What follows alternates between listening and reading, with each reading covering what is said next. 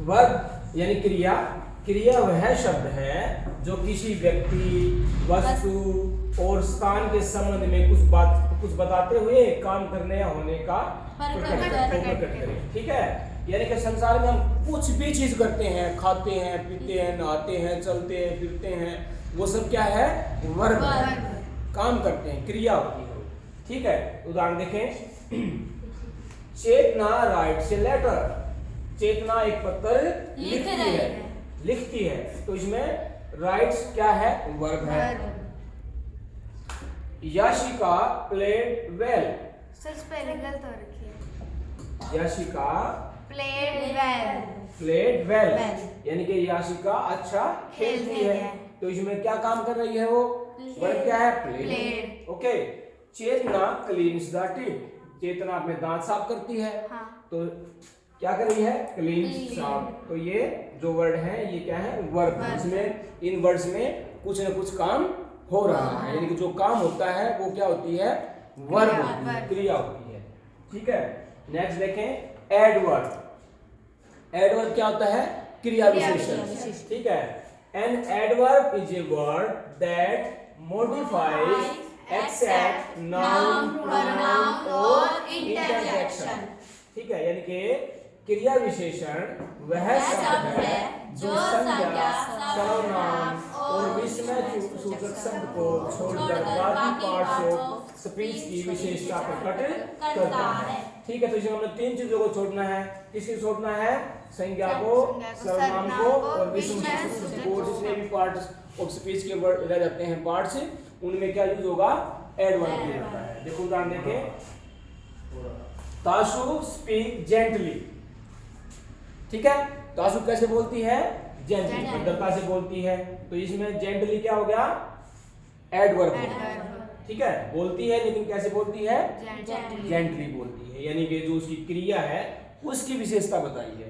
Okay, उसके बाद देखो चेतना रन्स वेरी फास्ट। चेतना बहुत तेज दौड़ती है, यानी कि दौड़ती है। दौड़ना क्या हो गया? क्रिया हो गया, है ना? क्रिया तो लेकिन दौड़ती कैसी है? Very fast. वेरी मींस बहुत तेज दौड़ती है, तो इसमें क्या हो गया? बहुत। ओके,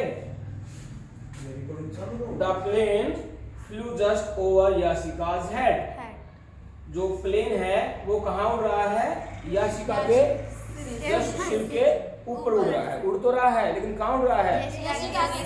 लेकिन कहाँ? उसके बिल्कुल ऊपर। तो इसमें जस्ट, जेंटली और वेरी क्या हो गया? ये एडवर्ब हो गया, यानी कि क्रिया की क्या बताई है? विशेषता बताई है। जो क्रिया की विशेषता बताए वो क्या होती है? एडवर्ब होती है। नेक्स्ट देखें। नेक्स्ट क्या है? प्रीपोजिशन। प्रीपोजिशन की डेफिनेशन देखो। Preposition is a word used with a noun और a pronoun to show how the person, place और a thing denoted by the noun or pronoun stand in relation to something else। ठीक है, तो जो preposition है, जो वस्तु है उसकी स्थिति बताता है कि जो वस्तु है या कोई चीज है या कोई व्यक्ति है वो किस स्थिति में है। ठीक है, देखो उदाहरण देखें। Yashika will go to Agra. Yashika कहाँ जा रही है? आगरा जा रही है ना? तो टू जो है वो क्या है? Preposition to. ओके, ये क्या है? The basket is under the table। जो टोकरी है वो कहाँ है?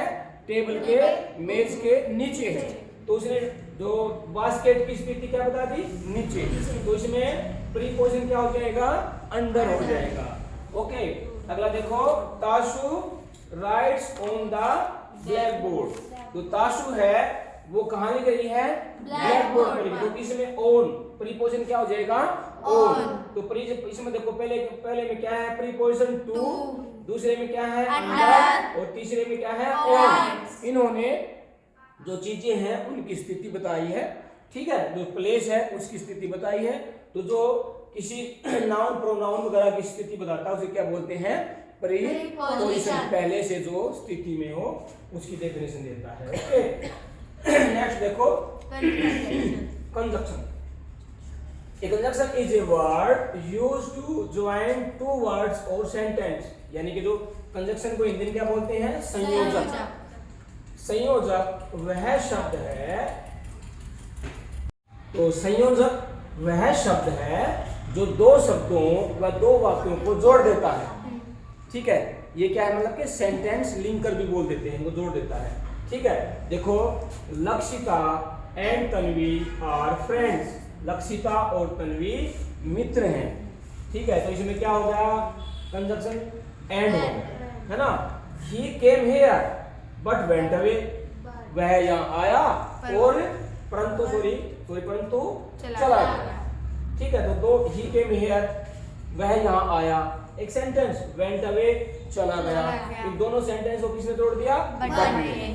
ठीक है, तो इसमें कंजंक्शन क्या हो गया, बट हो गया। डू और डाई, डू करो या मरो। ठीक है, दोनों अलग अलग है, तो दोनों को किसने जोड़ दिया, और ने। ठीक है, यू विल पास, तुम पास हो जाओगे, इफ यू वर्क हार्ड, यदि तुम मेहनत करोगे, तुम पास हो जाओगे, यू वर्क हार्ड, तुम मेहनत करो, तो ये किसने जोड़ दिया, इफ ने। ठीक है, तो इनमें क्या हो गया, एंड, बट और इफ, ये क्या हो गए, कंजंक्शन। ठीक है, तो ये हो गए संयोजक, अपने जो वर्ड्स को या सेंटेंस को जोड़ देते हैं। ठीक है, नेक्स्ट देखते हैं इंटरजेक्शन। तो इसकी परिभाषा देखें, an interjection is a word which expresses some sudden feeling, अचानक से हमारे अंदर कोई भावना आती है, उसको हम जो प्रकट करते हैं, इसको खुशी का है चाहे दुख का है ना, चाहे एकदम से हमें कोई जोश की भावना आ जाती है, तो उसको जो प्रकट करते हैं, उन वर्ड्स को क्या बोल देते हैं हम, इंटरजेक्शन। हिंदी में बोलते हैं इनको विस्मय सूचक शब्द। ठीक है, जैसे alas, his father is dead, alas यानी कि एकदम से दुख का भाव प्रकट है, उसका पिताजी मर गया। देखो, ओह क्या वे चले गए, है ना। ब्रावो, वेल प्लेड, ब्रावो, अच्छा खेलते, अच्छा खेला।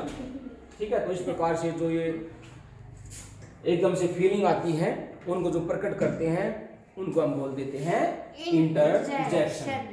तो ये पार्ट्स ऑफ स्पीच हैं, ये हमें आ जाते हैं, तो हम अच्छे से बोलना, ठीक है, जो भाव प्रकट करने का तरीका, बोलने का तरीका, दो सेंटेंस हैं, वाक्य हैं, वर्ड्स हैं, उनको जोड़ने का तरीका, वो सब आ जाता है। तो ये आपको पार्ट्स ऑफ स्पीच अच्छे समझ में आ गए? Yes sir. Very good.